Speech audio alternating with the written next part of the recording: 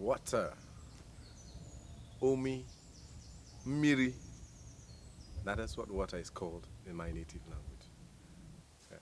We have a saying in Nigeria, water has no enemy.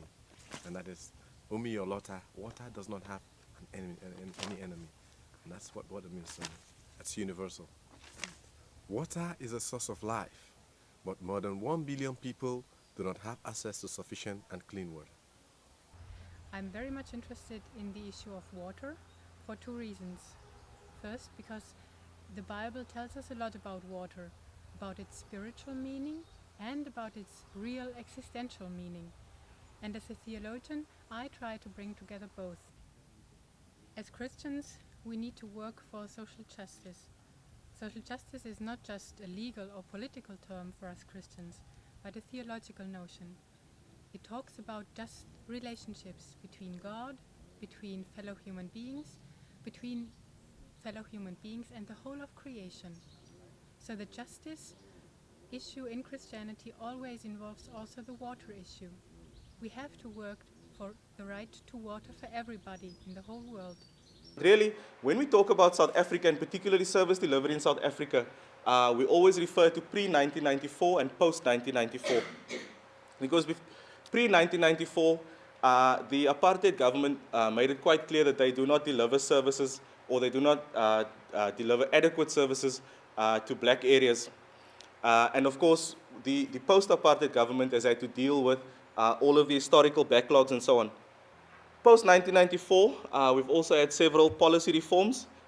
We have, in 1995, we accepted the new Constitution of South Africa, which says very clearly that South Africa belongs to all the people who live in the country, the Constitution.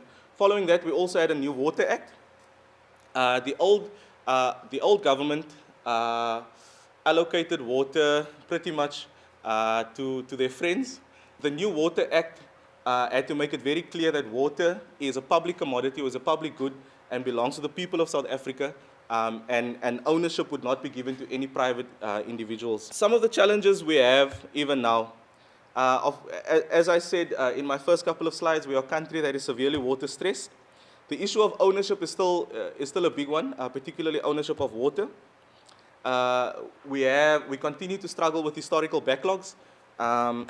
And linked to that is the issue of transformation. The other challenge we have in a developing country is budget priorities, because in the same way as we see water and sanitation as being priorities, those in the Department of Education would see education as a priority and needs to get a bigger slice of the budget. In the same way health would see it, in the same way safety and security. So we're always up against all of these other things that rightly should also be getting priority in the budget.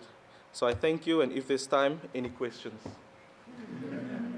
Fortunately, there's lots of animals and fish and jaguars and whatnot there. And again, people came and settled in cities like Los Angeles, San Diego, Phoenix, and Las Vegas. That's the place with lots of gambling and casinos. And so people need water and people need food. So they started diverting the rivers. Oh, and then like little agriculture got put there. And so they needed the water. And so they built dams to control the water and make it go where it needed to go. But that made that the water couldn't reach Mexico, which meant the fish died. And the jaguars couldn't really survive because there wasn't enough water around. And the water doesn't reach Mexico anymore, which is against the law. America and Mexico signed a treaty that a certain amount of the water from the Colorado River and the Rio Grande River would reach Mexico, and, well, they just aren't following it. It's not happening. So the Mississippi River, which is a very big river, is so polluted from all the industries in the north, which are all around. And the waste that they produce is dumped or goes through the groundwater to the river. killing the fish and creating a dead zone in the sea so that no animals can actually live here because the water is so intoxicated. Now this lady is an LC1 of that area. She thought I'm from the government and she was telling me that please, please don't close off our wells because if you do so, we can't afford the tap water.